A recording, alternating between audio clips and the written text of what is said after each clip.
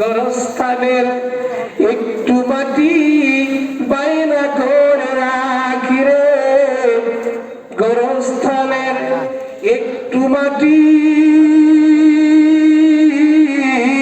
বায়না করে রাখ। ঠিক কি ঠিক না? এখনই তোর আসতে পারে, এখনই তোর আসতে পারে চলে যাওয়ার ডাক রে, চলে যাওয়ার ডাক। গোরস্থানের একটু মাটি পরে বায়না করে রাখ রে, গোরস্থানের একটু মাটি বায়না করে রাখ।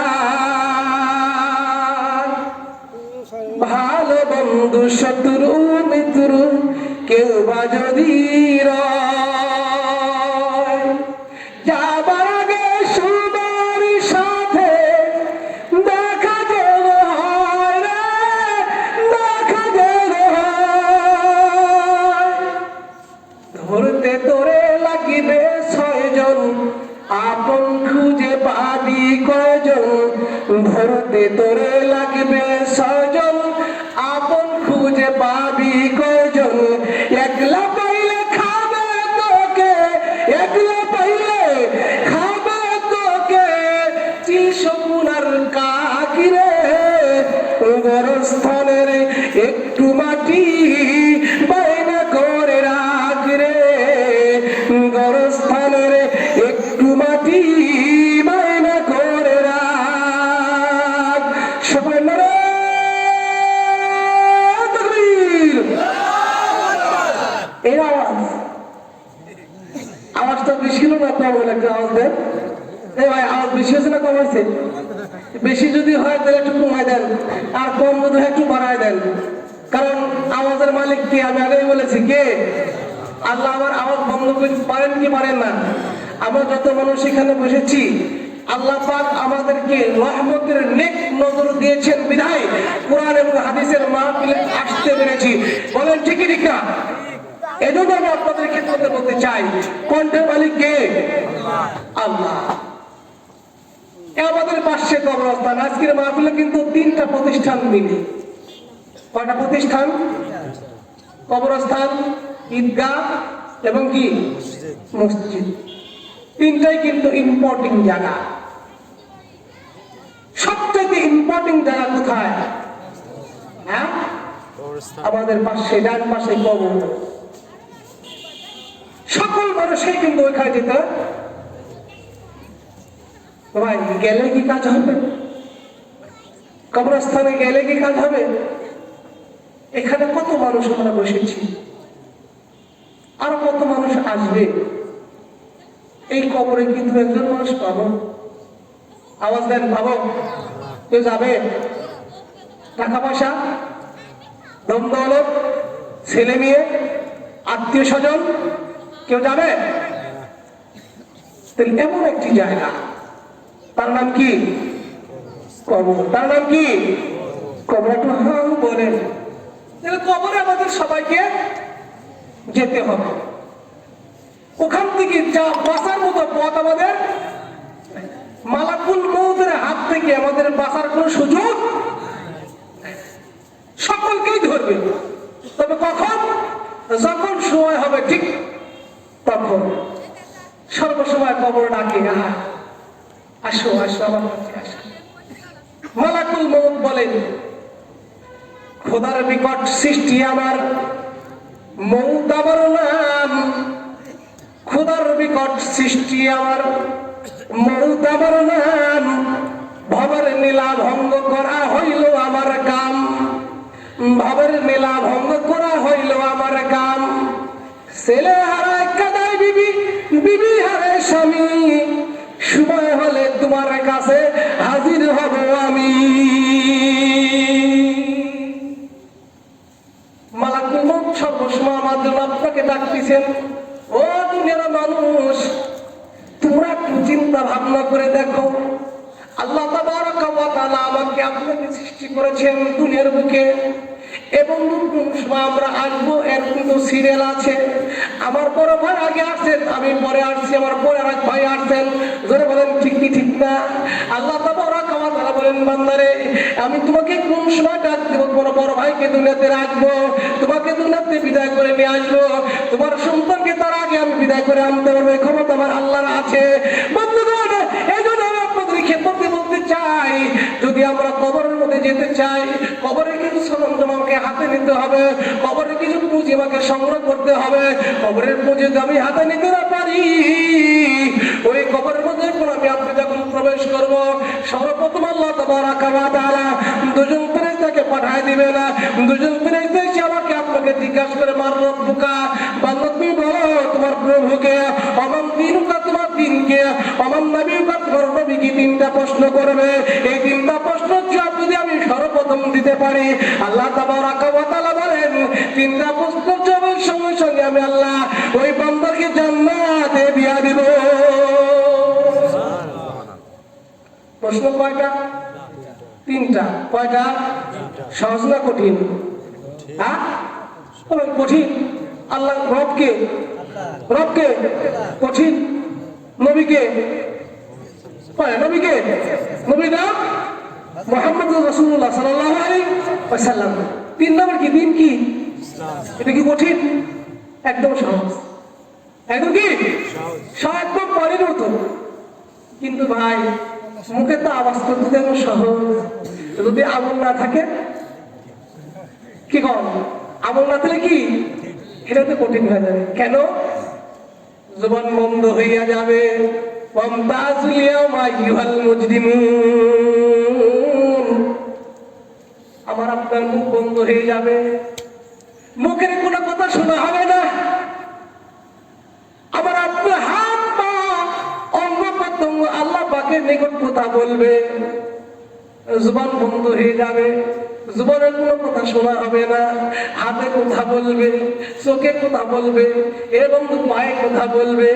এখন চিন্তা করে দেখেন, হাত যদি আমার বিপক্ষে সাক্ষী দেয়, আল্লাহ পাকের নিকট যদি হাত যদি বলে, আল্লাহ অমুকের সাথে আমাকে তুমি দিয়েছিলা, উচিত ছিল ভালো কাজ করার জন্য, পবিত্র কোরআন শরীফ ধরার জন্য, আমাকে হাত কোরআন শরীফের হাতে ব্যবহার না করে অবৈধ টাকা ব্যবহার করেছে।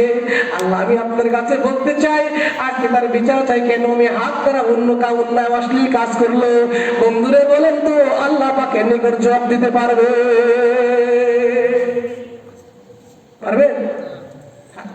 বনি ইসরাইল গোত্রের বন্ধু আমি একজন মহিলা, কয়জন মহিলা ধরে কম? একজন মহিলা, উনার একটা মাত্র ছেলে। কয়টা ছেলে চলে কন? একটা মাত্র ছেলে। আল্লাহর বন্দী বলেন, একটা মাত্র সন্তান আমার স্বামীটা আগেই মারা গেছে, সন্তান অসুস্থ হয়ে গেছে।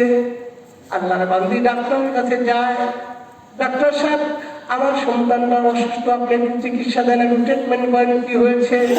ডাক্তার সাহেব বলে, আপনার সন্তান তো কোনো অসুখই নেই, সাধারণ কোনো অসুখ, ওষুধ খাইলেই ভালো হয়ে যাবে। যেরকম ঠিকই ঠিক না? ডাক্তারের কাছে গেলে কিন্তু ডাক্তার বলেন, এই সামান্যতম অসুখ, ওষুধ খাইলে ভালো হয়ে যাবে। কিন্তু ডাক্তারের কাছে ওষুধ নিয়ে আসলেন। আল্লাহর বান্দী বলেন, আমার বাচ্চার যতই ওষুধ খাই, যতই ডাক্তারি ট্রিটমেন্ট দেই, ততই আমার সন্তানের অসুখ বেড়ে যায়, যতই ট্রিটমেন্ট করি ততই আমার সন্তানের অসুখ বাড়ে। আমি ডাক্তার বন্ধ করলাম, ডাক্তারের কাছে যাবো না। মনে মনে চিন্তা করলাম, জিন ভূতের আসার হইল নাকি। কবিরাজ বাড়ি যাই, এ আমার বন্ধু কবিরাজ বাড়ি গেছেন, যাওয়ার পরে কবিরাজের সঙ্গে কথোপকথন করেছেন, কবিরাজি চিকিৎসা চলছেন, কোনো অসুখ কোনো ট্রিটমেন্ট কাজ হয় না, কবিরাজি ট্রিটমেন্ট কাজ হইল না। আল্লাহর বন্ধু অপরক হইয়া গেলেন, হাই রে আমার একটা মাত্র সন্তান, এই সন্তান যদি মারা যায় আমি কষ্ট পাবো, কেমন ভাবে চলবো, চলার মতো কোনো জায়গা আমার থাকবে না। শেষ মুহূর্তে আল্লাহর বন্ধু ডাক দিয়ে কয়, একমাত্র আল্লাহকে ডাক দিয়েছেন, আল্লাহ। একটু ডাকেন, গভীর ভাবে ডাক দেন, আল্লাহ। আল্লাহু আকবার বলে গান। ডাক দিয়েছেন কাকে? আল্লাহকে ডাক দিয়েছেন। ডাক দিয়ে বলে, আল্লাহ দুনিয়ার ডাক্তারের কাছে আমি গেলাম, সকল ডাক্তার ট্রিটমেন্ট করলাম, আর সন্তান অসুখ ভালো হইল না। আমি কবিরাজের কাছে গেলাম, কবিরাজি ট্রিটমেন্ট আমি নিলাম, কোনো ট্রিটমেন্ট আমার কাজ হয় না। প্রভু গো, একমাত্র আহকামুল হাকিমিন। তোমার চাইতে বড় ডক্টর তো পৃথিবীর মধ্যে আর কেউ নাই, কি কোন আছে? জোরে বলেন আছে? আল্লাহর চাইতে বড় ডাক্তার আর কেউ নাই, একমাত্র তুমি হইলে আমার ভরসা। আল্লাহ, আমার সন্তান অসুস্থ হয়ে গেছে, আমি মা কষ্ট পাই, আমি আপনার কাছে দরখাস্ত জানাই, আমার সন্তান অসুখটা আপনি ভালো করে দেন। যদি আমার সন্তান অসুখ ভালো হইয়া যায়, আমি 3 দিন এই দুনিয়াতে থাকবো না। বলুন কয়দিন? কোথায় যাবে? দুনিয়াতে তুমি থাকবে না। ওসিয়ত করছেন কার কাছে? আওয়াজ দেন, কার কাছে? আল্লাহর কাছে ওসিয়ত করবেন, আল্লাহ 3 দিন আমি দুনিয়াতে থাকবো না, আমার সন্তান অসুখ যদি ভালো হয়ে যায়। আল্লাহর বান্দি আল্লাহ পাকের নিকট যখন প্রার্থনা করেছেন, এ ভাই আল্লাহ পাকের নিকট যদি আমি আপনি চাই, বলেন তো আল্লাহ আমার ডাক শুনবে কি শুনবে না? জোরে বলেন, শুনবে না? শুনবে।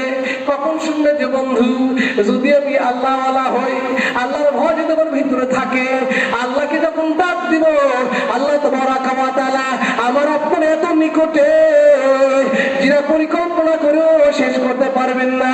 কিতাবের মধ্যে লেখা আছে আল্লাহ তাবারাকা ওয়া তাআলা বান্দার একদম নিকটে। বলে কত নিকটে?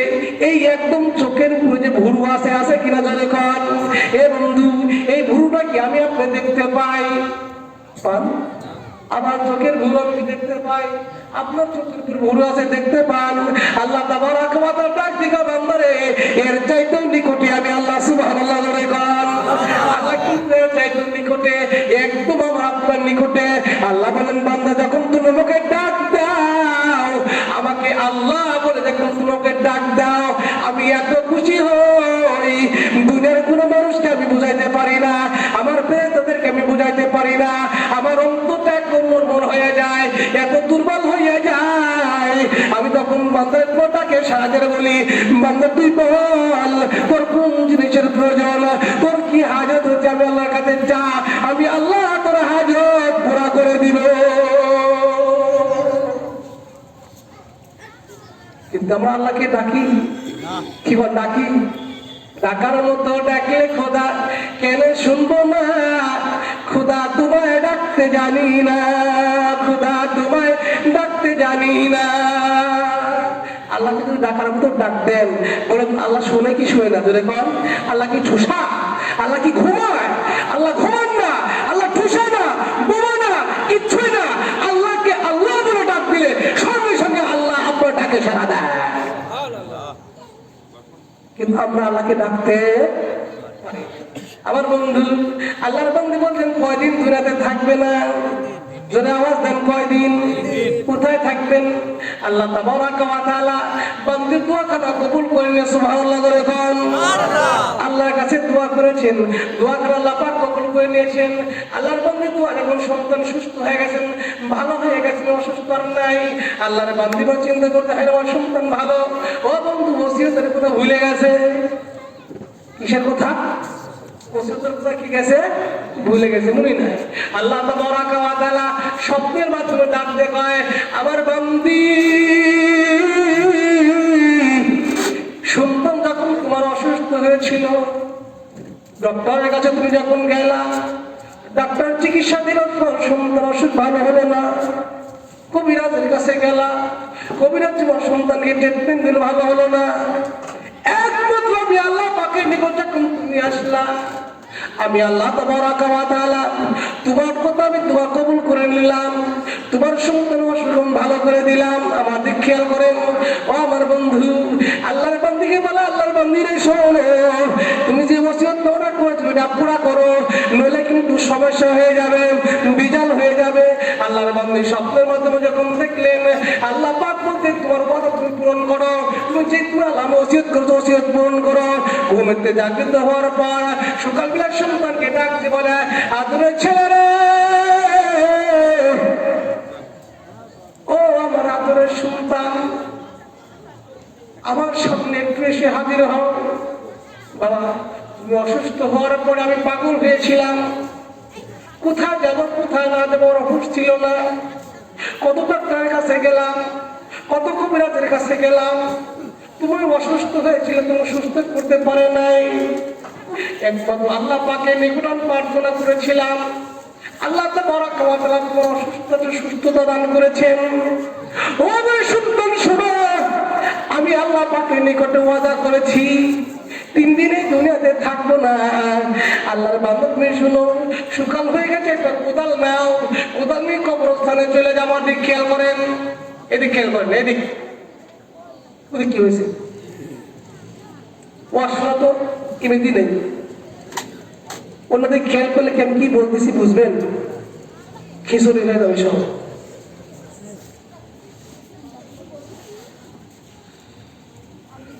আল্লাহর বান্দী বলতেন, ছেলে শোনো, মহিলা প্যান্ডেল আওয়াজ হচ্ছে, অনুরোধ করবো দ্বিতীয়বার আনানোর জন্য করতে না হয়, একদম সাউন্ড বন্ধ থাকবে যতক্ষণ পর্যন্ত মাহফিল চলবে। কারো যদি কষ্ট হয়, আমি মা বন্ধুকে বলবো, আওয়াজ যারা করতেই চান নিতান্তই প্রয়োজন একটু বাইরে গিয়ে গল্প করে আসবেন।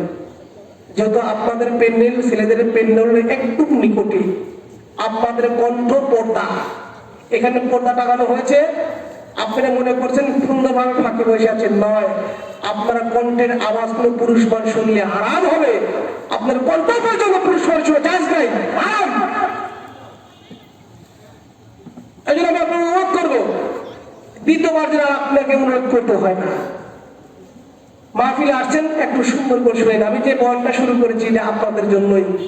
এমনও হইতে পারে আমি শেষ পর্যন্ত যাইতে পারবো না, শেষ করতে নাও পারি, এমন সময় হবে। যাই হোক, আমি আপনাদের আবার অনুরোধ করছি, আমার যেন একটু কালমা পড়ে লা ইলাহা ইল্লাল্লাহ, লা ইলাহা ইল্লাল্লাহ, জোরে লা ইলাহা ইল্লাল্লাহ, জোরে লা ইলাহা ইল্লাল্লাহ, লা ইলাহা ইল্লাল্লাহ। থামেন, শক্তি কমে গেছে নাকি? আওয়াজ কমে গেছে না শক্তি কমে গেছে? কোনটা? না খেয়ে আছেন? এবার এমন চেয়ারম্যান সাহেব আছেন, নির্বাচনের সময় আসলে কেমন কম তুই ধরে কর, একটা মানুষ দেখবেন যদি 2000 লোক থাকে, মোটামুটি 500 লোকের গোলা ভেঙে যায়। ধরে কর, ঠিক কি ঠিক না? চেয়ারম্যান মহোদয় আছেন, আমরাও যাই, আমাদের এমপি মহোদয় আসবেন, ওনার কাছে আমরাও যাই। কিন্তু যখন ওইখানে স্লোগান দেই, এত জোরে স্লোগান, কণ্ঠ শেষ হয়ে যাচ্ছে, ভেঙে যাচ্ছে, লাস্ট পজিশন দেখবেন যে চেয়ারম্যানের কাছে আপনি দাবি করবেন কি, এটা আছে নেশা করছে না, মানে আপনার ভাষায় বোঝা যায় না, ঠিক ঠিক না? তো ইনি তো হলো দুনিয়াবি, নাকি বলেন? চেয়ারম্যান মহোদয়ের কাছে আমরা যাই একটা স্বার্থের অভিজ্ঞতায়, কি বলেন? হয়তো মাদ্রাসার জন্য, মসজিদের জন্য, কবরস্থানের জন্য, না হলে নিজের ব্যক্তিগত কোনো জিনিসের জন্য, নাকি একসাথে বাইরে। এখন আমি আপনাদের প্রশ্ন করি, বলেন তো, আমাদের জিকির করবো, আল্লাহকে ডাক দেবো, এটা কি দুনিয়ার সাধারণ কোনো মানুষ? হ্যাঁ, এমন একজন মানুষ, এ ছোট না বড়? আওয়াজ বড়।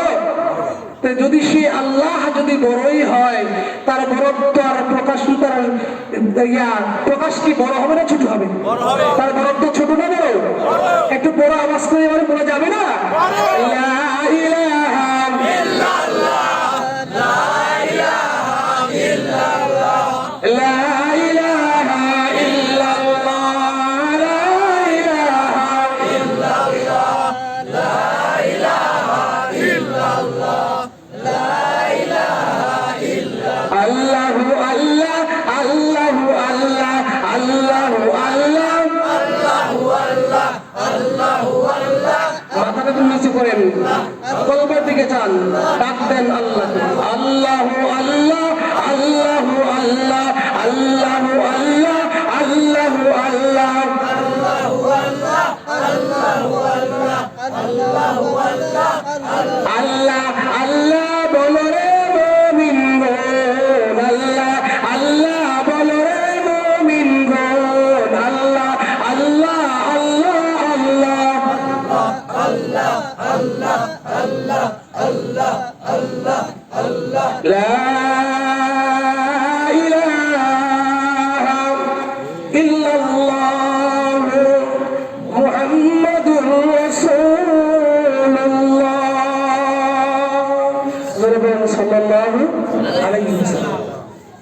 আমার বন্ধুগণ, আমি বলতেছিলাম আল্লাহর বান্দি সন্তান কি ওসিয়তের পুরা ঘটনা বলে দিচ্ছেন। বাবা, আমি আল্লাহ পাকের নিকটে ওসিয়ত করেছিলাম 3 দিন এই দুনিয়াতে থাকবো না। বাবা, কবরস্থানে তুমি যাও, আমার জন্য সুন্দর করে একটা কবর খনন করো।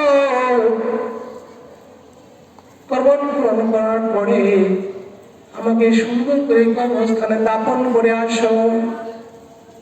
তবে শর্ত হলো কিন্তু 3 দিন পরে আমার কাছে আবার যাবা। 3 দিন পর কবরটা আবার খনন করে আমাকে নিয়ে উঠে চলে আসবা। মা বলে একটু কান ফালাইয়া শুনুন, কেমন বনি ইসরায়েলের মহিলা, আমাদের মা বোন আর আগের মা বোন এদের সাথে একমত মিলে কিনা একটু চিন্তা ভাবনা করে দেখেন। মা বোন আপনারা চিন্তা করে দেখেন, আমার সামনে বসে মুরব্বী যুবক সকলে বসে আছেন, আপনারা একটু চিন্তা ভাবনা করে দেখেন বর্তমানের মা আর পূর্বের মা এক কিনা? মা মা হিসাবে সব এক কিনা? ধরে কন ওনারা মা, আমার বর্তমান মা। আল্লাহর বান্দি ডাকতে বলছে, সন্তান রে শোনো, কবর মধ্যে কিন্তু আমি থাকবো মাত্র 3 দিন। 3 দিন পরে তুমি আমার কবরের পাশে যাবা, আবার কবরটা খনন করবা। কবর খনন করার পর আমাকে উঠায় নিয়ে আসবা। আল্লাহর বান্দা সুন্দর করে মার ওসিয়ত শুনলেন, শোনার পরে কবরস্থানে গেলেন।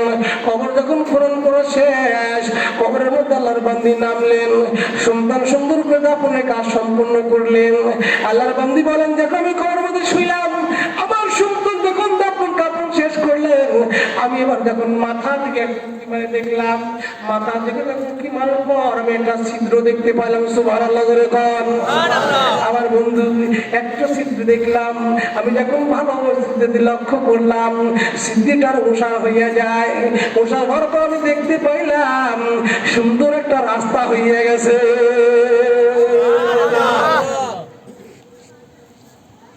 আল্লাহর বান্দা বলে, আমি যখন রাস্তা দেখলাম, আমি আস্তে আস্তে রাস্তা দিয়ে হাঁটা শুরু করলাম। সুবহানাল্লাহ কোন সামনের দিকে যাইতেছি। আমি রাস্তার সামনের দিকে যাই, যাবার পর আমি দেখতে পেলাম একটা পুকুর পাড়, চতুর্দিকে গাছ, সুন্দর করে গাছ গাছালি লাগানো আছে। আমি আস্তে আস্তে তাদের নিকটে গেলাম।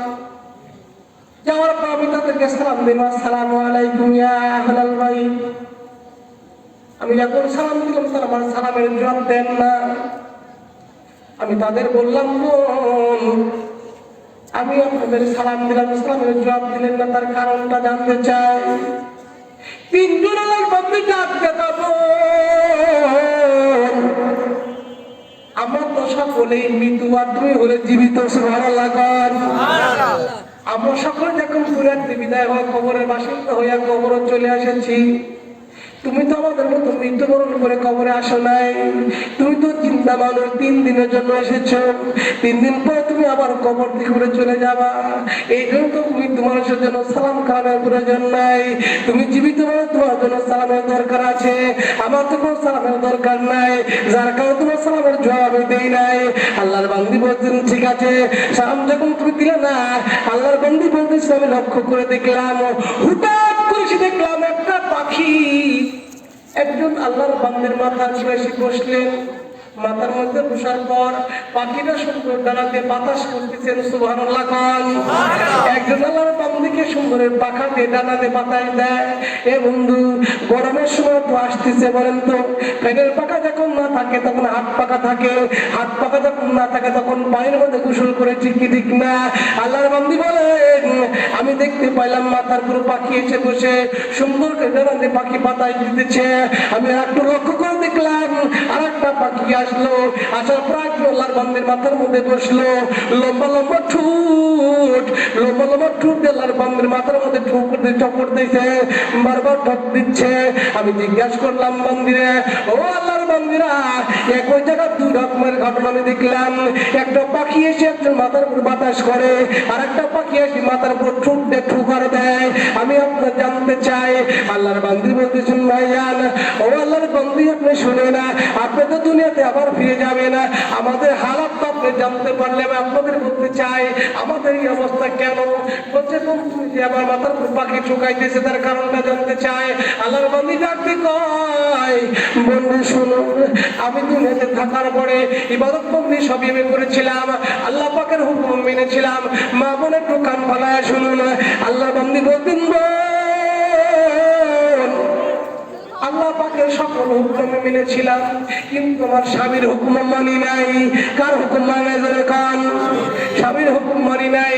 স্বামীর হুকুম না মানার কারণে আমি যখন কবরের মধ্যে আসলাম, আমার স্বামী আমার জন্য অত্যন্ত নাখোশ, অত্যন্ত কষ্ট নিয়ে আমাকে কবরস্থ করেছে।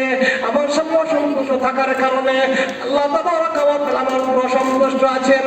আর আল্লাহ পাক অসন্তুষ্ট থাকার কারণে আমার মাথার পুরো পাখি দিয়ে ঢুকাইতেছে। স্বামী অসুস্থ, স্বামী কি অসন্তোষ থাকার কারণে মাথার উপর কি করে পাখিয়ে ঠুকায়। বর্তমানে মা বোন বলেন তো দেখি, কয়জন মা বোনের স্বামী স্ত্রীর উপর খুশি আছে? আবার কয়জন স্ত্রী স্বামীর উপর খুশি আছে?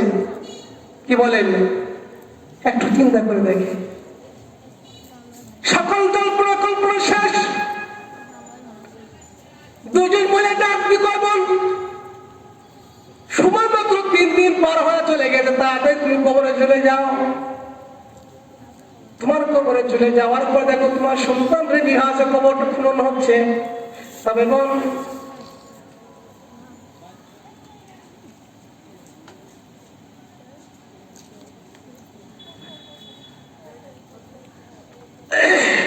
জিকির করুন লা ইলাহা ইল্লাল্লাহ, লা ইলাহা ইল্লাল্লাহ, লা ইলাহা ইল্লাল্লাহ। জোরে আশেপাশে যারা আছেন আমি অনুরোধ করবো, আমি আগে বলেছিলাম আমাদের এমপি মহোদয় অল্প কিছুক্ষণের মধ্যে আমাদের মাঝে উপস্থিত হবেন। এই অল্প কিছুক্ষণের মধ্যে আমাদের এমপি মহোদয় আমাদের মাঝে আজই উপস্থিত হবেন। যারা এখনো ফাঁকে আছি, দূরে আছি, দয়া করে সকল তাড়াতাড়ি আমাদের অফিসে চলে আসেন। লা ইলাহা জোরে লা ইলাহা ইল্লাল্লাহ, লা ইলাহা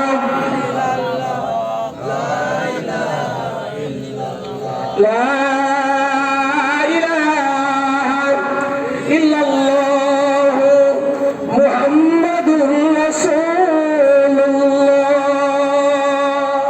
সকলে বলেন সাল্লাল্লাহু আলাইহি ওয়াসাল্লাম। আমার বন্ধুগণ, আমি আরেকটি কথা এখানে রাখলাম, মনে রাখেন, পরে বলবো। 2 নম্বর কথা, যে কথাটা বলবো প্রত্যেকটি মানুষের দরকার। রোম সম্রাটের বাদশা নাম কি? হিরাক্লিয়াস। কি নাম? রোম সম্রাটের বাদশার নাম কি? হিরাক্লিয়াস।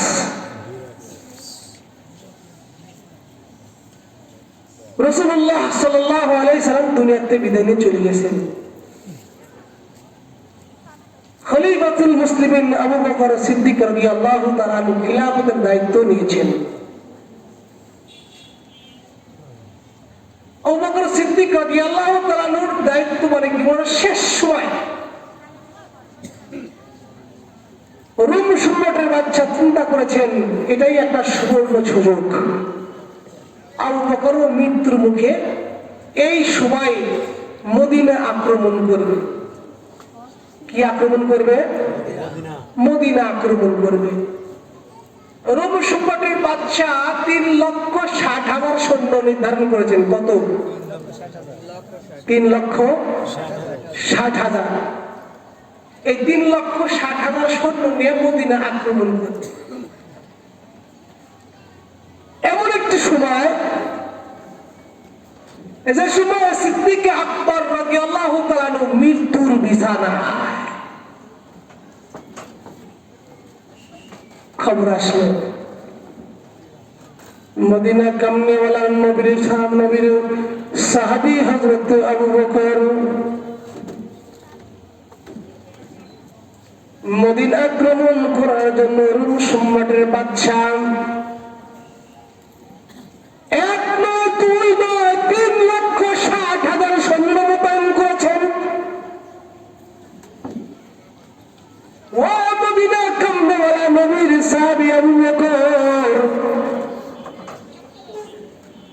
আমরা আপনার কাছে জানতে চাই আমরা কোন করণীয় কি এখন কি করতে পারি। খলিফাতুল মুসলিমিন আবু বকর সিদ্দিক রাদিয়াল্লাহু তাআলা আনহু বলেন,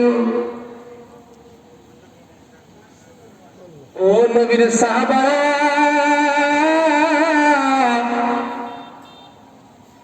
মদিনার ইসলাম থাকবে কি থাকবে না এটা আপনাদের ব্যাপার। সুবহানাল্লাহ জোরে কোন।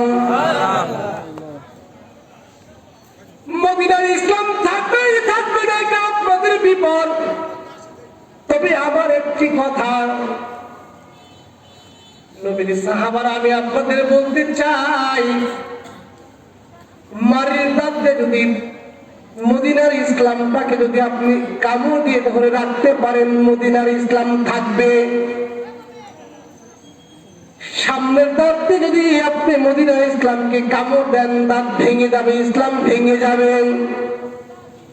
এখন আমি আপনাদের বলি, মদিনার ইসলাম থাকবে কি থাকবে না এটা আপনারাই ভালো জানেন। এর চাইতে বেশি কোয়ার মতো কথা আমার কাছে আর নাই। আমার বন্ধু হযরত আবু বকর সিদ্দিক রাদিয়াল্লাহু তাআলা আনহু যখন এমন একটি কথা বললেন, বলার সঙ্গে সঙ্গে মদিনার 40,000 মুজাহিদ তৈরি হয়ে গেছে। কত হাজার মুজাহিদ? বুঝি না। একজন মানুষ আসলে আপনার দিক চান কেন? দিক চান না, আমার দিক খেয়াল করেন, আসবেনই তো। কি বলেন? এখন আমাদের সভাপতি আসতেছেন, এমপি মহোদয় অল্প কিছুর মধ্যে আসবেন, একদম নিকটে। আমি তো আপনাদের বাড়াচ্ছি যে একটু আসেন না কেন, ফাঁকা জায়গা। উনি এসে কি বলবেন যে এই এলাকার মানুষ নেই? আমি আবার বলছি, যারা বিলের মধ্যে আসেন, অনুরোধ করবো আপনারা চলে আসেন তাদের মাহফিল। খলিফাতুল মুসলিমিন আবু বকর সিদ্দিক রাদিয়াল্লাহু তাআলা যখন এই কথা বললেন,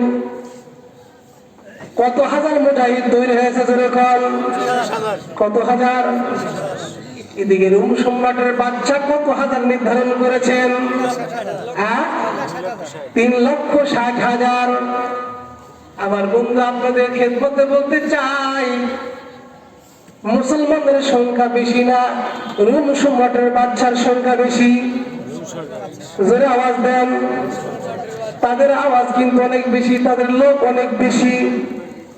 কিতাবের মধ্যে লেখে, রোম সম্রাটের বাদশা 3,60,000 সৈন্য, 3,60,000 ঘোড়া আছে, 3,60,000 অস্ত্র আছে, পরিপূর্ণ একজন সৈনিক গঠন করা আছে, সকলের হাতে অস্ত্র শস্ত্র ভরপুর। আমার বন্ধু মুসলমানের সৈনিক হলো 40,000। 40,000 ঘোড়াও নাই, 40,000 বলল মনে অস্ত্র শস্ত্র কিছুই নাই। কেউ খালি হাতে, কেউ খালি পায়ে, কারো অস্ত্র নাই, কেউ খালি গায়ে। আমি আপনাদের খেদমতে বলতে চাই, এই 40,000 সৈন্য বলেন 3,60,000 সৈন্যর মোকাবেলায় ছোট না বড়? জোরে বলেন, ছোট না বড়? আমার বন্ধু 3,60,000 সৈন্যর মোকাবেলায় হিসাব করতে গেলে 1,000 মোকাবেলায় একজন করে মুজাহিদ হবে। জোরে কোন ঠিকই ঠিক না? আমার বন্ধু 1,000 সৈন্যর কাছে যদি মুসলমানদের একজন মুজাহিদ যায়, এ বন্ধু তাহলে বলেন তো জেন্দ থাকবে না মরবে? জোরে বলেন, যে থাকবে না মরবে? অবশ্যই কিন্তু অবস্থা খারাপ হয়ে যাবে।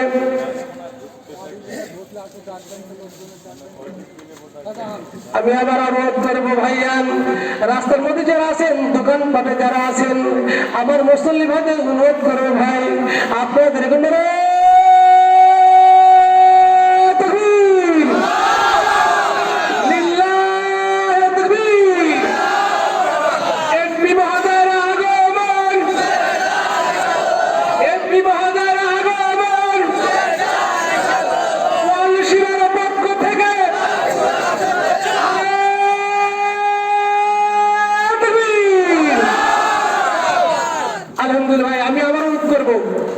আমি কিন্তু বারবার আপনাদের বলতেছিলাম যে আপনারা একদম তাদের কাছে আসেন। যেহেতু আমাদের এমপি মহোদয়, আমি আগে বলেছি যে আমাদের এমপি মহোদয় অল্প কিছুর মধ্যে আমাদের মাঝে আসে বুঝতে হবে না, উনি হয়ে গেছেন। আমি আবার অনুরোধ করছি,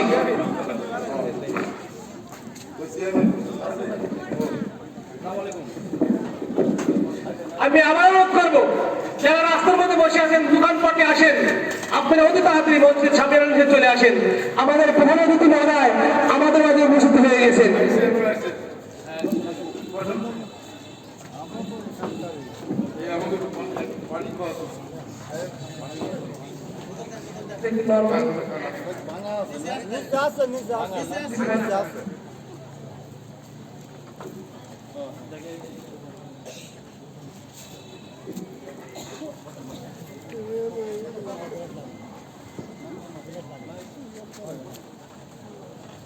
ভাই আমি যে কথা বলতেছিলাম,